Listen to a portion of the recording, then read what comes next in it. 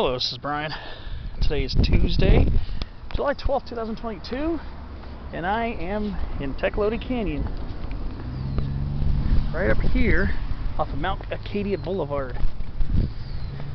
Fortunately, there's no parking really along Mount Acadia Boulevard. Barely room for a human to walk. So I parked up at the East Clairemont Recreation Area. I'm going to come down to this canyon. I want to come down to this part of the canyon. I haven't been down to this part of Tecolote Canyon in about 7 years. One thing is, lots of mature coast live oaks, a lot of older oaks in this part of the canyon.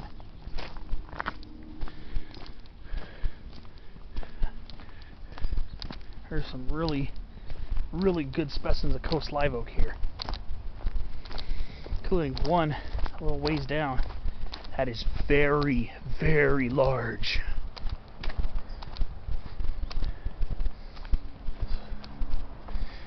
Yeah, this part starts out very lush. It does get more exposed as we head further north in the canyon.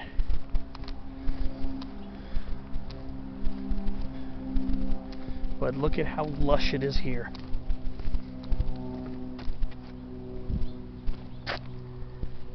Good morning, Mr. Fence Lizard.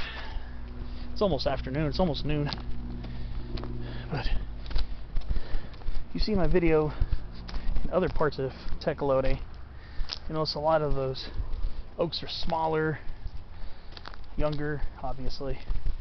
But we get more mature oaks in this part of Tecolote Canyon. Like, here we go. That's what I'm talking about. Of course. What kind of oak is it? Well, it's coast live oak. Quercus agrifolia, variety agrifolia. And they get even bigger than this in some spots. But just look at the base of this tree. So, yeah, this is where the more mature sized coast live oaks are. Seem to be in this portion of the canyon. Some of these have been around for quite a while. Like I said, there are some that get really large.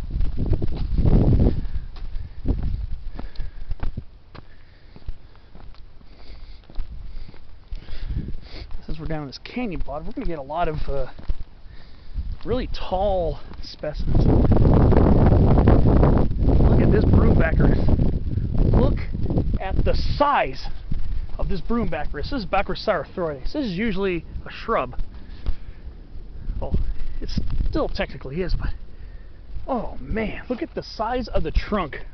This is Baccharis. Pretty common find, along with its cousin, the coyote brush. Very similar species here in Tecolote Canyon. Here's coyote brush right here, actually. And look at this lemonade sumac. This is Rus integrifolia. I know I point these out a lot, and I'm going to continue pointing them out, especially when they get like this. Look at this. This is a nice size one. It's almost like a single trunk specimen. Just look at the beautiful bark on this guy. And of course, scores of western poison oak, plants you don't really want to come in close contact with. I remember the first time I was down here since moving back from New Jersey, and that was back in 2013. It was a cool, drizzly, breezy, and even lightly rainy day in December, and my friend and I came across a ringneck snake somewhere along this stretch, probably not far from where I'm walking right now. So I think they tend to prefer a little more moisture than a lot of our other snakes, like rattlesnakes. You see them a lot of times basking out in the dry sage scrub and chaparral. But since we're here on the bottom of the canyon, probably expect to see some very large sumacs here. So yeah, it's a very large laurel sumac, so this is where you would see quite a bit of those really lush specimens. So where I live in Santee, about 15 miles from here, it'll probably be in the mid 80s today. pretty close to average for this time of year, I guess. Where I am here, I don't think it's even reached 70 degrees yet. It'll be in the mid-70s later on, but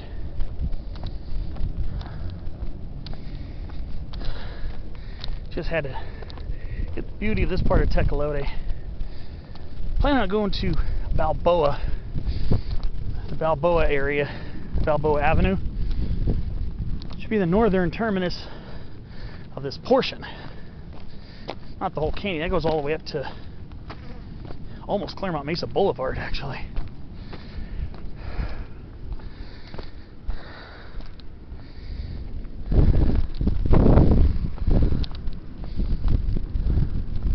So yeah, down here in the canyon bottoms, where the soil profile is often deeper and richer, that's where the sumacs get huge, especially the laurel and lemonade sumacs.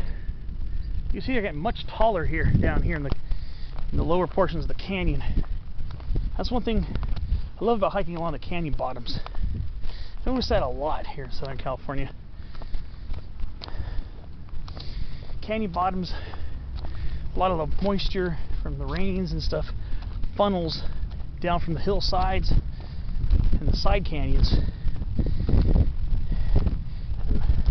It's probably more organic material, so the sumac thickets get much larger.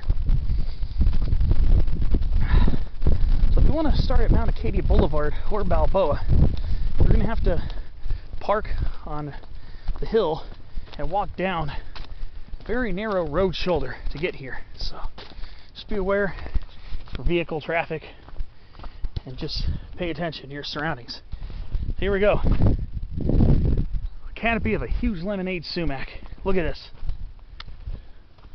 The size of the trunks, enormous. Of course, Brazilian pepper tree once again. See that a lot in Tecolote.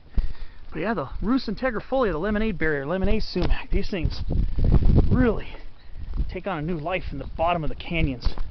On the hillsides, they can be shorter and scrubbier, but once you get them down in these lowlands, they really reach for the sky.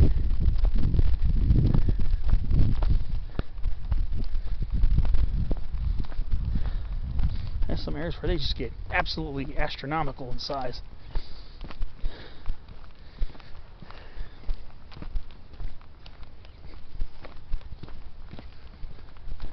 That is beautiful over here.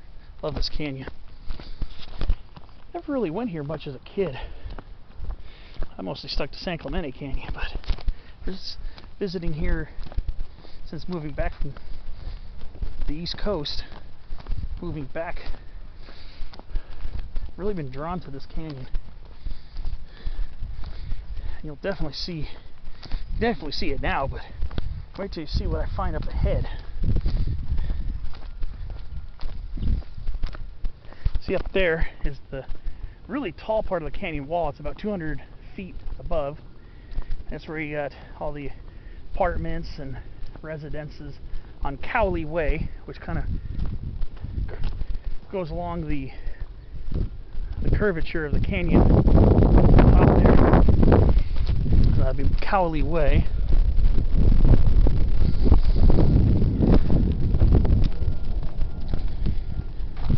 You can see this actually is marked over here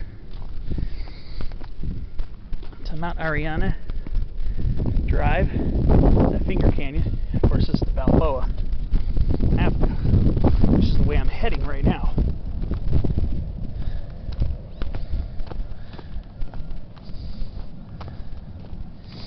Really love these coastal canyons.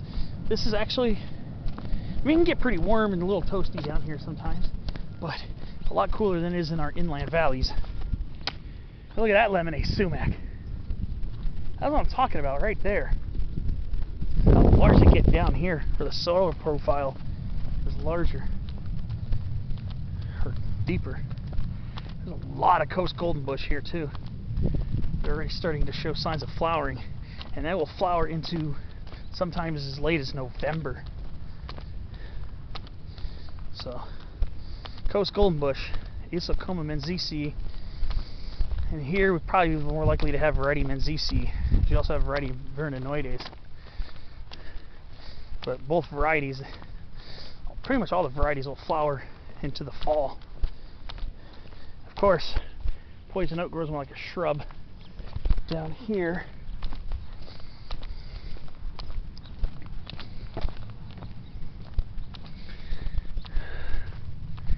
love these canyons so much. So you get out of that lush part, it gets a little more open to the sun here. But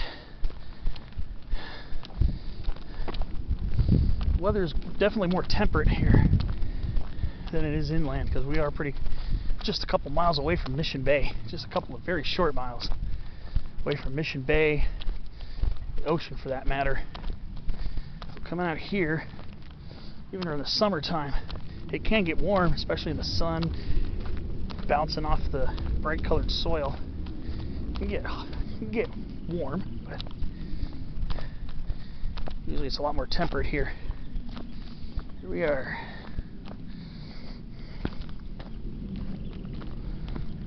Oh yeah.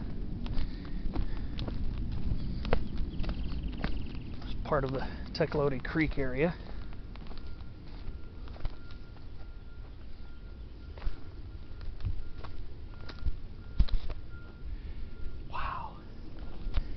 Okay, I'm looking around to see if there's anything interesting popping up. Any fauna. You know me, I point out the flora, but I also like to point out the fauna too. I love to point out the wildlife when I can see it.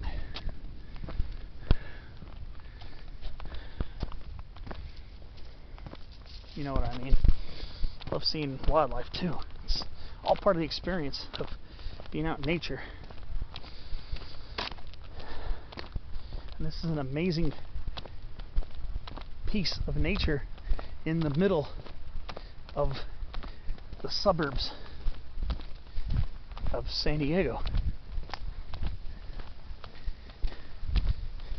Short distance down from these mesa tops lies a whole 180-degree turn into the natural world. So close to where thousands and even millions of people live. And here we are, down in this beautiful canyon, just enjoying the peace, peaceful vibes. I know that we're close to some black sage and California sagebrush. The fragrances are quite intoxicating. There's a pool down there, part of Tecolote Creek, which still has quite a bit of water in it.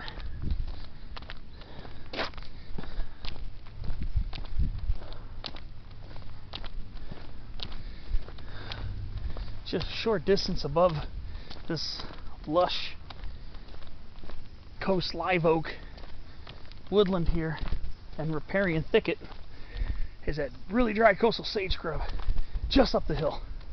So close, yet seemingly worlds apart. This lush canyon bank here and very exposed sunny coastal sage scrub just above it. Hello, beautiful laurel sumac. Look at that.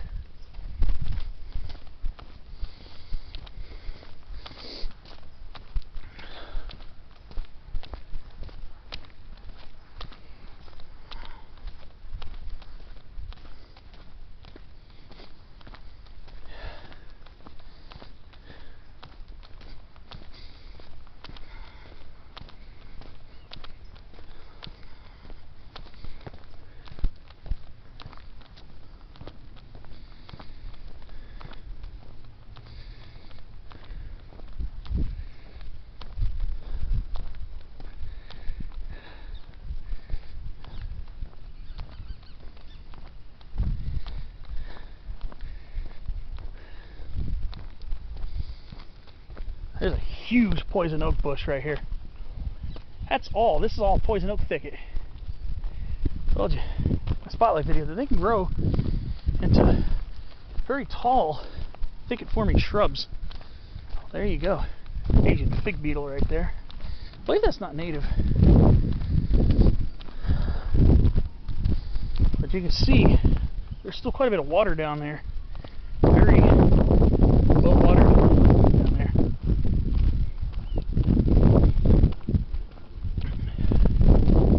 There's actually quite a bit of water. Or it's at least semi-perennial. That's what I'm wondering.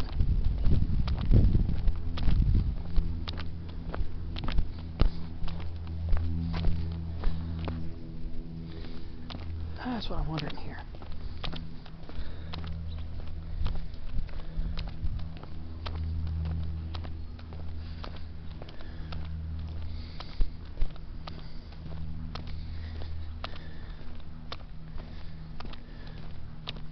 Yeah, I don't think this part of the canyon has quite as much chaparral.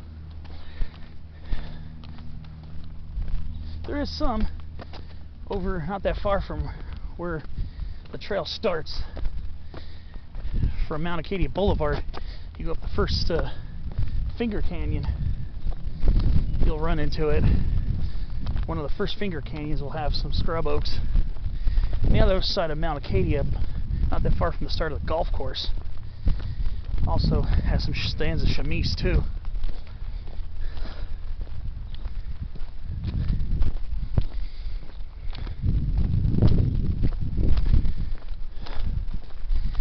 Amazing. Just the weather is absolutely perfect. It doesn't even feel like July. It was a very good marine layer overcast this morning, so it kept the temperatures down.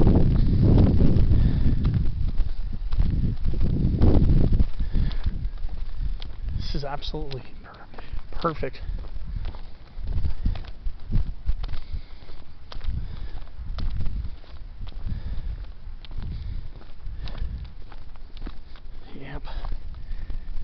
Another canyon bottom laurel sumac, looking luscious.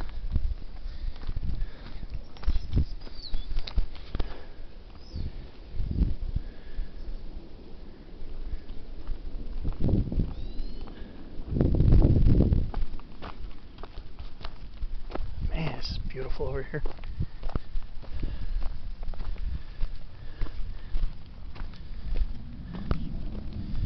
Okay, here's the trail to the Mount Ashman staging area. One of those little cul-de-sac trails. Again, Balboa Avenue is the direction we're heading, so we're heading roughly north or north-northwest. I think north. Roughly north, let's put it that way.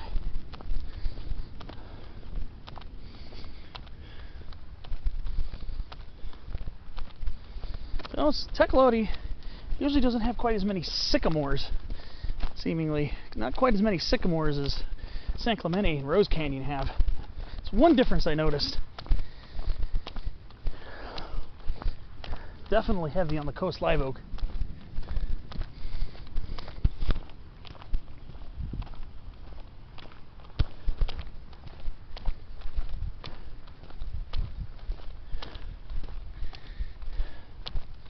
I love this.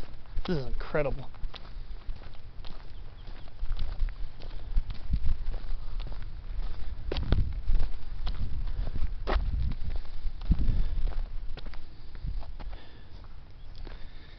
Yeah, some very nice coast live oaks here. I'm going to go ahead and shut down, and I'll see you on the next clip. I'll be further up the canyon.